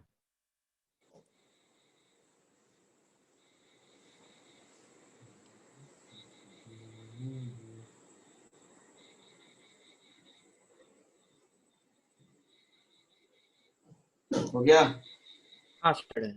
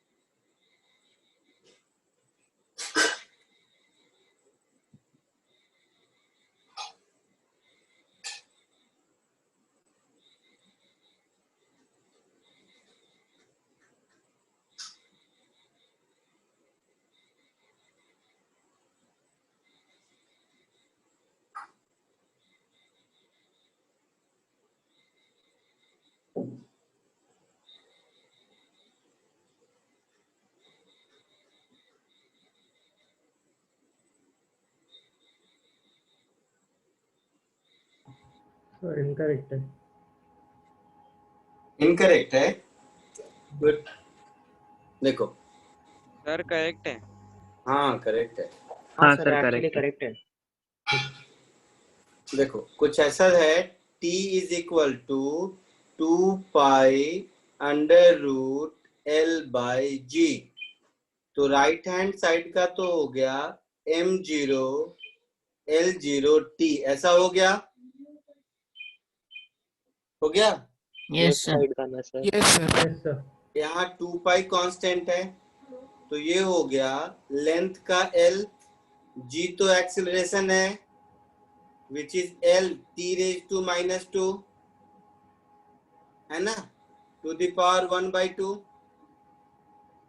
l गया तो t² to the power 1/2 that is t, तो इस साइड भी हो गया m0 l0 t, Yes, sir. hence dimensionally correct. Yes, sir.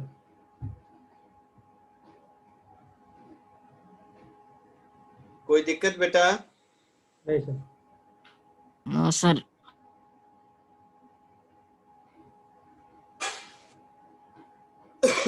इसी को यूज करके एक और क्वेश्चन करो.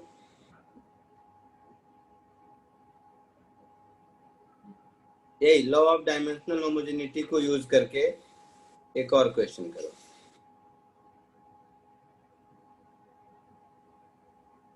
दिख रहा है? Yes sir. कोशिश कीजिए.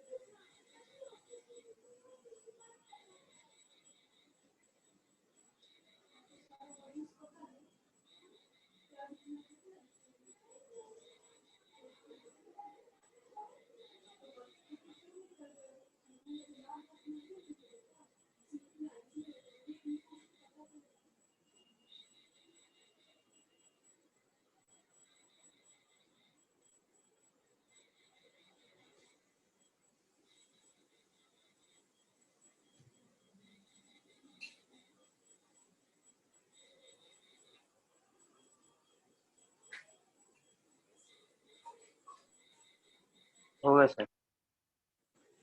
हो गया? यस सर, हो गया. ठीक.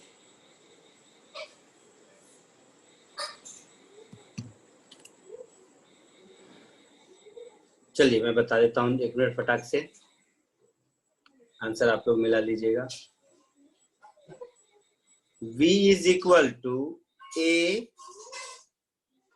Plus bt plus c upon d plus t, ऐसा है? Yes sir. अगर ऐसा है तो हमारा पहला कॉमन सेंस ये कहता है कि d और t का डायमेंशन सेम होगा, क्योंकि d और t एक दूसरे के साथ ऐड हो रहे हैं. Yes sir. तो पहला कॉमन सेंस ये पता चल गया कि dimensional formula for d is equal to dimensional formula for t is equal to m0 l0 t होगा. यहाँ तक कोई दिक्कत? No sir. No sir. तो d का मिल गया. अब v is equal to a plus bt, ऐसा कुछ है. तो dimensional formula for v is equal to dimensional formula for a is equal to dimensional formula for b into dimensional formula for t is equal to dimensional formula for c upon D plus T, time time मिलके time ही बनेगा, तो dimensional formula for T ऐसा होगा। Yes sir. पक्का? Yes sir.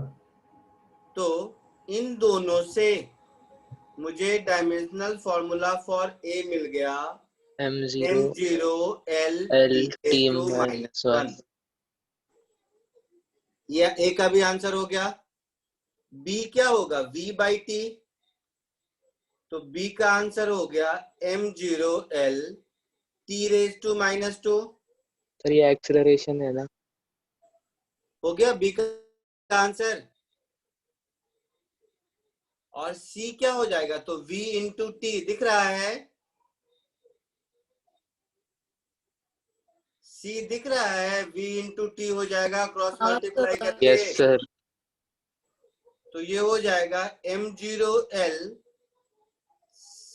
t-1 और t मिला के t⁻0, ये सी का हो जाएगा। तो A B C and D सबका मिल गया।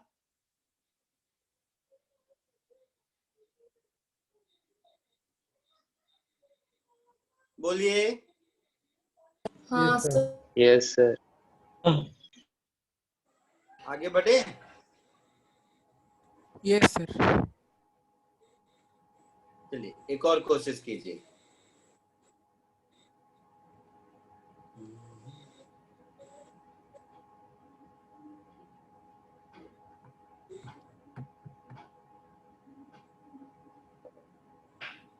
ये क्वेश्चन कोशिश कीजिए।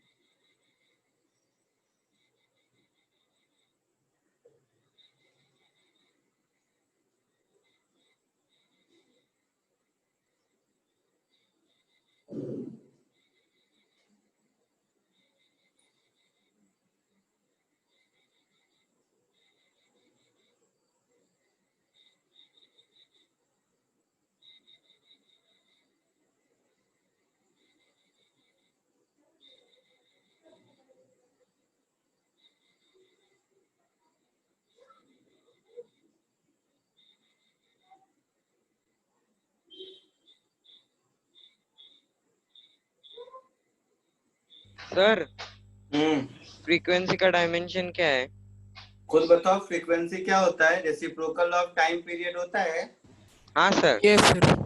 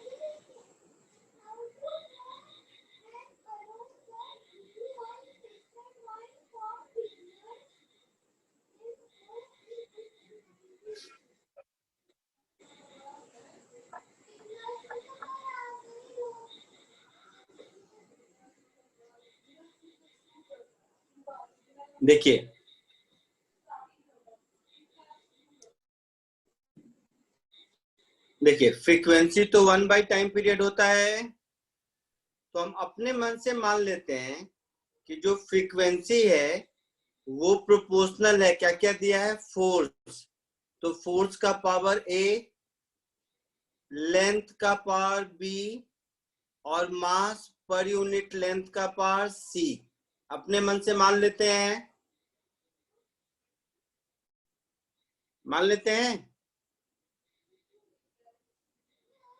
So this frequency is equal to some constant into force का पावर A into length का power B into mass per unit length का पावर C। कोई दिक्कत? No sir. बोलो बेटा। No sir. तो फ्रीक्वेंसी को तो T रेज टू -1 लिख देंगे, M0 L0 T raise to -1। कोई दिक्कत? No sir. No sir. Force को ML T raise to -2 to the power A, length को L to the power B, mu लिखा हुआ है, मास पर यूनिट लेंथ है मतलब M बाई L है, so M L raise to -1 to the power C।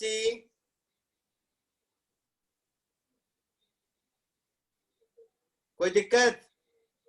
No sir. No sir. तो ये हो गया M to the power A plus C, L to the power A plus B minus C and T to the power -2A। होगा ऐसा? Yes sir. तो अगर हम compare करेंगे तो A plus C should be 0, yes sir. A plus B minus C should be 0 and A is equal to 1/2। Yes sir.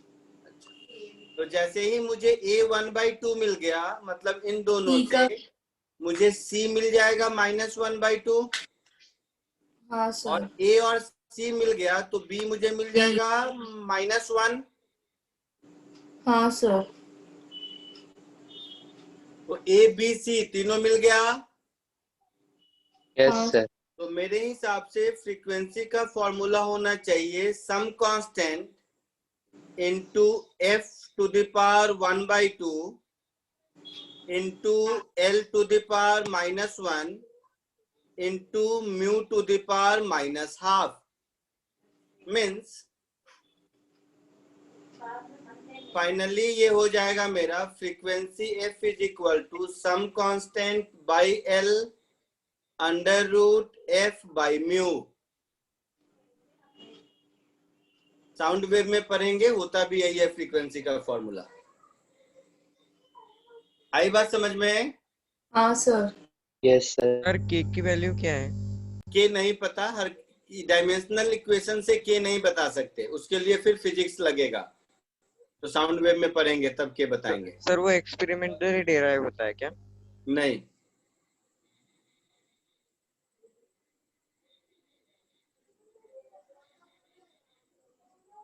जैसा अभी question किया सिमिलर एक क्वेश्चन अभी कीजिए। पहले इसको कॉपी कर लीजिए, उसके बाद इसको अटेम्प्ट कीजिए, क्योंकि अभी जो क्वेश्चन दे रहा हूं जैसा ऊपर वाला मैंने करके दिखाया है सिमिलर वैसा ही है।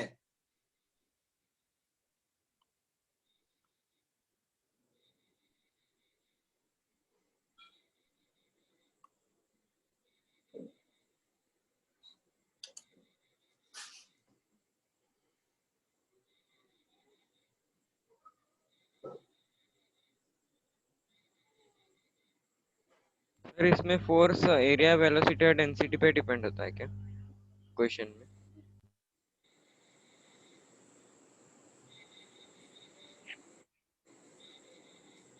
क्या बोल रहे हो? सर ये क्वेश्चन में फोर्स एरिया वेलोसिटी और डेंसिटी पे डिपेंड है क्या फोर्स? हाँ बोला है ना क्वेश्चन में, देखो ना।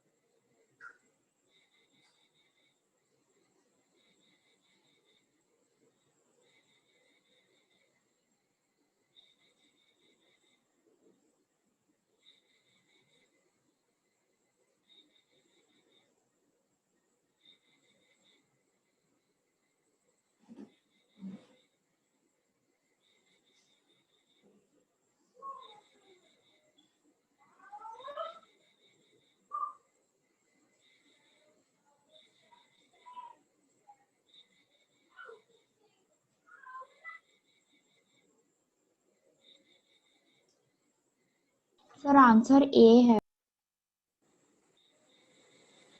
नहीं,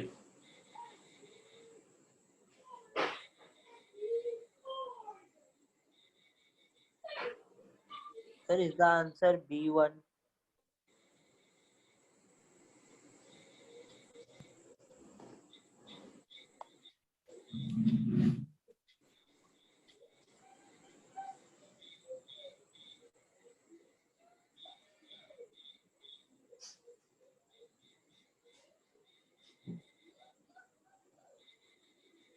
सर इसका आंसर बी है। So answer is B. Yes sir.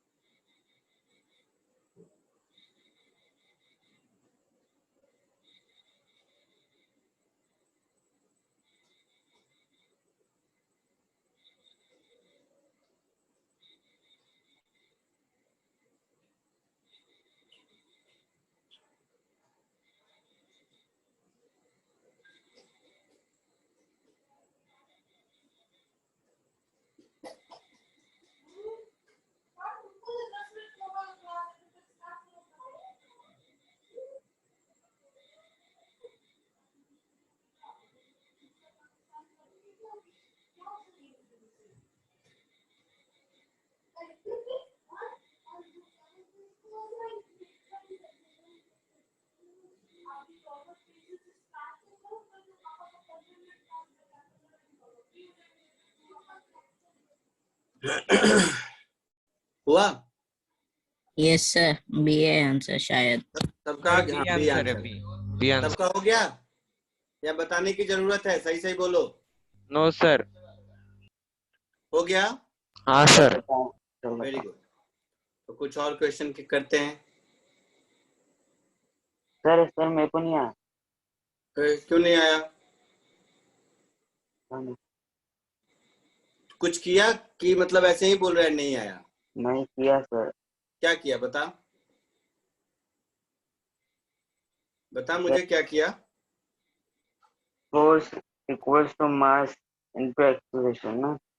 क्या? एक मिनट।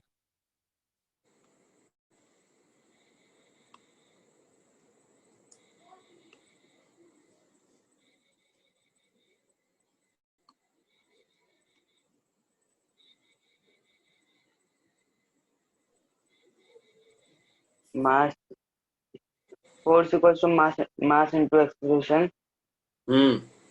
फिर सर मास को डेंसिटी अपॉन क्या मास को? Density upon volume. Mass density upon volume कहाँ है भाई तू? अरे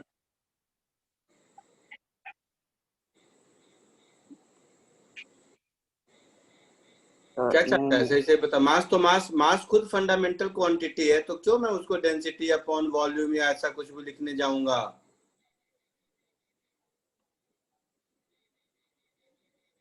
बोलो।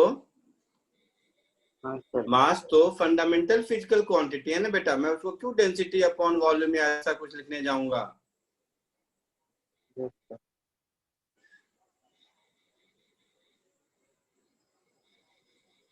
सर वो क्लियर नहीं है इतना, लास्ट के 3 क्वेश्चन। अब हो गया क्लियर? हाँ सर, थोड़ा ऊपर लो ना। हाँ सर, ओके ओके। अब ये कोशिश कीजिए 5th 6th 7th 8th 9th, ये 4 क्वेश्चन कोशिश कीजिए।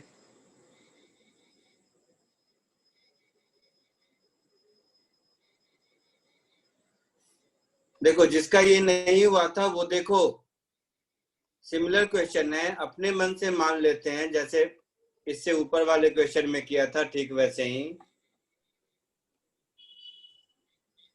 अपने मन से मान लो कि F is equal to A raise to sorry A capital area है ना,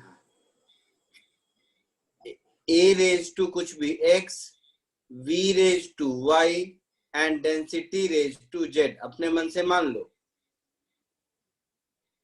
सर कुछ भी दिया रहेगा तो ऐसे सबका मल्टी प्रोडक्ट लेके मान लेने का।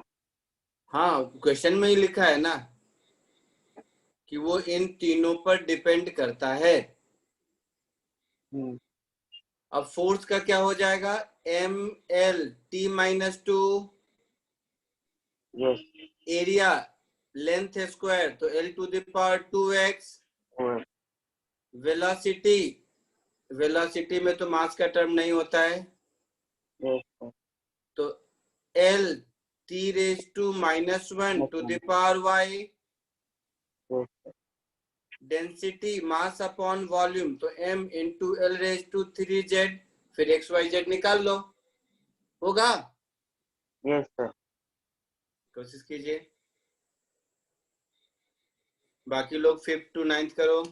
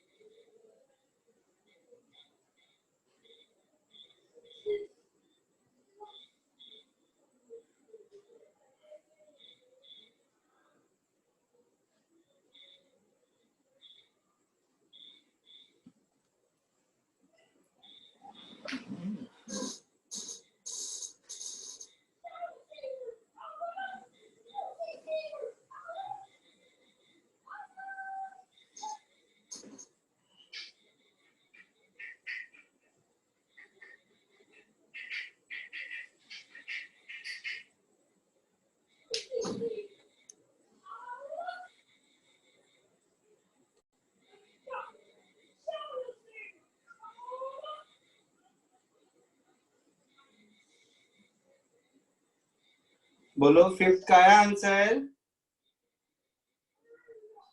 Yes sir. क्या आया? सर सी। चलो एक एक करके बता देता हूँ। If A and B are two physical quantity having different dimension, ऐसा लिखा है, तो अगर A और B का डायमेंशन डिफरेंट है तो उसको सब्ट्रैक्ट करने का या ऐड करने का कोई मीनिंग नहीं है। नया फिजिकल क्वांटिटी उन दोनों को डिवाइड करेंगे तो बनेगा yes sir. Yes sir. D क्यों नहीं होगा? क्योंकि E raise to A by B, तो E तो कुछ कांस्टेंट होता है, कांस्टेंट रेज टू एनीथिंग, तो वो एनीथिंग का तो डायमेंशन होगा नहीं। Yes sir. और A और B का अगर डिफरेंट डायमेंशन है तो E raise to A by B में A बाई B का डिफरेंट डायमेंशन होगा, तो ये भी गलत है। पक्का? Yes sir. तो डी वाला एक और बार बता सकते हैं? E क्या है? कुछ कांस्टेंट है। हाँ। तो constant to the power something, तो ये समथिंग तो डायमेंशनलेस होना चाहिए ना। हाँ। मैं थोड़ी ना कह सकता हूँ कि 2 to the power 5 metre per second, doesn't make any sense. No. तो A बाई B का अगर डिफरेंट डायमेंशन है तो सेम रहता तो आंसर होता, बट डिफरेंट डायमेंशन है तो A अपॉन B डायमेंशनलेस नहीं होगा। हाँ ओके ओके समझा सर। ठीक है। Question number 6, velocity v particle ऐसा, ठीक है, तो ABC का डायमेंशन चाहिए। अभी थोड़ी देर पहले किया था, C और T का डायमेंशन सेम होना चाहिए। सर ऑप्शन सी आएगा। मतलब C का T होना चाहिए। हाँ यहीं सर। से हम आंसर बता देंगे। Yes sir. अरे बट थोड़ा और चेंज कर लेते हैं, V और AT का इक्वल होना चाहिए। Yes sir. हाँ मतलब A का V by T होना चाहिए। Yes sir. L तो V into by T T, raised हाँ to minus 1 upon T, मतलब L into T raised to minus 2। Minus ये वेलोसिटी है और नीचे वाला टाइम है, तो ऊपर वाला जरूर डिस्टेंस होगा। डिस्टेंस। Yes sir. पक्का? Yes sir. Yes sir. ये देखो, सब लोग सुनो, अभी थोड़ी देर पहले जैसे बताया था ठीक वैसे ही। E raise to minus alpha t है, यस सर। मतलब अल्फा इंटू टी मिलाकर डायमेंशन लेस होना चाहिए। Yes sir. मतलब Yes, sir. अल्फा का टी रेज टू माइनस 1 होना चाहिए। Yes sir. ये दोनों ऑप्शन गया। यस हाँ सर। अच्छा, अब x डिस्टेंस है, हाँ तो x का dimension should be equal to v naught का डायमेंशन अपॉन अल्फा का डायमेंशन। तो Yes, v नॉट sir. क्या होगा, अल्फा इंटू एक्स, और अल्फा आया t रेज टू माइनस 1, तो l into t raise to minus 1। Yes sir. Yes sir. Option C. आया समझ में? Yes sir. क्वेश्चन नंबर 8, ये देख के डर लग रहा है क्या? ये क्या है, नहीं समझ आ रहा है, ऐसा है क्या? No sir. P is equal to P naught into EXP का मतलब हुआ e raise to minus alpha t square. Exponent. हाँ अब खुद कोशिश करो 8th और 9th, मैं नहीं बताने वाला।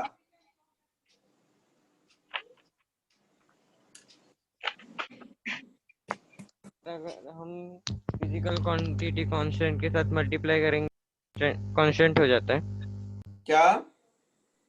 सर? अगर हम फिजिकल क्वांटिटी कांस्टेंट के साथ मल्टीप्लाई करेंगे तो कांस्टेंट हो जाता है? नहीं, कांस्टेंट का डायमेंशन नहीं होगा, फिजिकल क्वांटिटी वाला तो रहेगा ना। हाँ सर, रहेगा ना।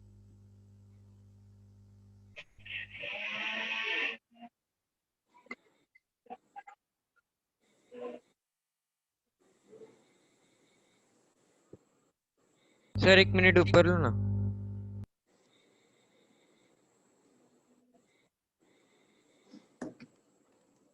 Hello sir. ले रहा हूँ। कहाँ पे बोलो? हाँ ओके ओके, बस नीचे ले लो sir, thank you.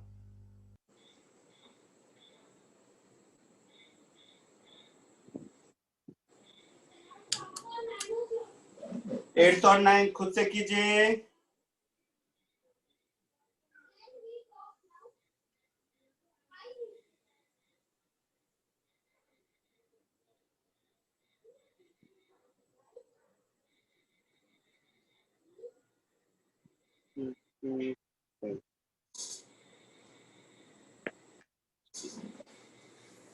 Sir second option रहेगा। देख लेते हैं। अल्फा इंटू टी स्क्वायर, ये मिला के कांस्टेंट होना चाहिए। हाँ सेकंड ऑप्शन। मतलब अल्फा का तो टी रेज टू माइनस 2 होगा, ये पक्का है? Yes sir. अच्छा, तो किसका चाहिए? अल्फा। अच्छा, अल्फा का ही चाहिए। हाँ, तो second। इसमें फिर क्या है? 9th।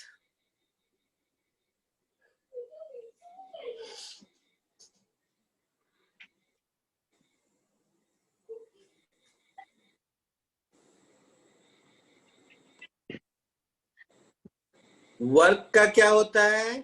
Force MLT minus 2 into displacement, तो ऐसा। Yes sir. सर। तो ये तो आंसर नहीं है। No sir. Linear momentum mass into velocity, so MLT raise to minus 1, तो ये भी आंसर नहीं है। प्रेशर क्या होता है? Force force upon upon area. Area. Yes sir. So ml Option t C. raised to minus 2 upon l square. तो ml minus 1 t minus 2 ये Yes. होगा, Yes, sir. शायद ये भी होगा energy per unit volume, energy upon volume. Yes, sir. Energy क्या होगा, हाँ, इसे वर्क के भी बराबर। Yes. तो m l square t minus minus 2 Upon और L. वॉल्यूम क्या होगा l क्यूब। हाँ तो ये भी होगा, ये होगा m l minus 1 T t minus. Minus 2। Yes, ये sir. भी होगा। ये भी ये भी होगा। आंसर होगा।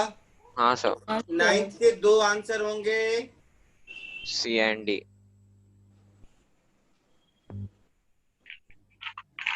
चमका कुछ आज जो पढ़ाया मैंने Yes, sir. सर पक्का। हाँ सर। हाँ सर, Yes, sir. तो भाग जाओ फिर। सर हाँ, आप बोलो 7 बेटा। वाला रिपीट कर सकते हो? कौन सा 7th वाला? हाँ सर। ओके अभी करता हूँ। 7th वाला कहाँ है, ऊपर जाइए, ऊपर ऊपर सर ऊपर। आप ये आज भेजोगे ना? हाँ भेजूंगा ना। ठीक है sir. e raise to minus alpha t है, यस सर। तो अल्फा इंटू टी कांस्टेंट होना चाहिए, यस सर। मतलब alpha t raise to minus 1 होना चाहिए। हाँ सर। ठीक है, और v नॉट अपॉन अल्फा मिला के x होना चाहिए, तो v naught x into alpha होना चाहिए। x क्या है, पोजीशन मतलब लेंथ, तो length sir. Into t raise to minus 1। Okay sir. हाँ सर समझ गया। ठीक है, थैंक यू सर। ओके चलिए bye. Bye sir. Thank you Bye, sir. sir. Bye, sir. Thank you, sir. Good night, sir. Good night sir. Good night. Bye, sir. Bye sir. हाँ बोलो, कोई कुछ पूछ रहा है क्या? सर मुझे एक डाउट है। क्या सर मुझे एक डाउट है, अभी पूछ लो अभी। क्या डाउट है? सर ये स्टेट टेक्स्ट बुक में तो measure of large and small distance दिया है, तो वो जे में पूछेंगे क्या? कुछ नहीं सुना मैं, जोर से बोलो ठीक से। Sir measure of large and small distance पूछेंगे जे में। Measure of large and small distance, ये कहाँ देख लिया? सर ये स्टेट बोर्ड के टेक्स्ट बुक में दिया है। किस चैप्टर में? सर यही यूनिट एंड डायमेंशन नहीं चैप्टर नहीं में। नहीं, बोला ना यूनिट डायमेंशन जेई में नहीं आएगा। सर ये वाला पार्ट भी नहीं आएगा तो? हाँ, ये वाला का मेजरमेंट। डायमेंशन वाला पार्ट आएगा मेंस में, ठीक सर है? डायमेंशन वाला नहीं, लेंथ का मेजरमेंट करना वाला नहीं आएगा नहीं ना? नहीं आएगा। और सर M0 और M दोनों सेम होते हैं ना? क्या? M0 और M सेम होते हैं ना? नहीं नहीं, M0 में m का पावर 0 है, m में m का पावर 1 है, दोनों सेम कैसे, अलग अलग है। Okay sir.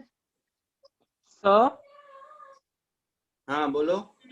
so sir, only the dimension part will be there in our module, but not the other parts of the units and measurements. No, I'll tell you what exactly homework from the module, then you will get to know.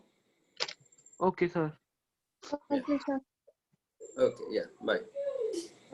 Sir हाँ बोलो। Sir module से करने आप बोले हो अभी तक कुछ भी? मैं बोलूंगा ना। मैं अभी तक नहीं बोले ना कभी भी एक भी लेक्चर में। अभी तुम लोग को क्या पढ़ा रहा हूँ? आज तो ये डायमेंशन लेंथ नहीं प्रोजेक्टाइल उधर चल रहा है ना। हाँ हाँ बताऊंगा, मॉड्यूल से करने का बताऊंगा मैं, अभी नहीं बताया शायद, या शुरू में बताया होगा काइनेमेटिक्स के फर्स्ट सेकंड थर्ड लेक्चर ये सब में। वही सर पता करना था तो बोलो तुम। ठीक है बताऊंगा, जब भी मॉड्यूल से करना होगा तो बताऊंगा। हाँ ठीक है सर। चलिए bye. Bye sir. Bye sir. Bye. Thank you sir. Welcome.